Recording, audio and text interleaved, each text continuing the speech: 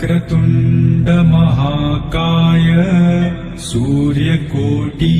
समप्रभ निर्विघ्नं कुरु मे देव सर्वकार्येषु सर्वदा।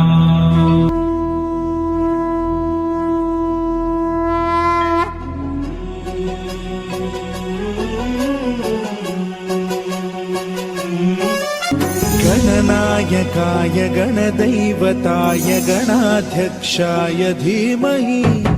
गुणशरीराय गुणमण्डिताय गुणेशानाय धीमहि गुणातीताय गुणाधीशाय गुणप्रविष्टाय धीमहि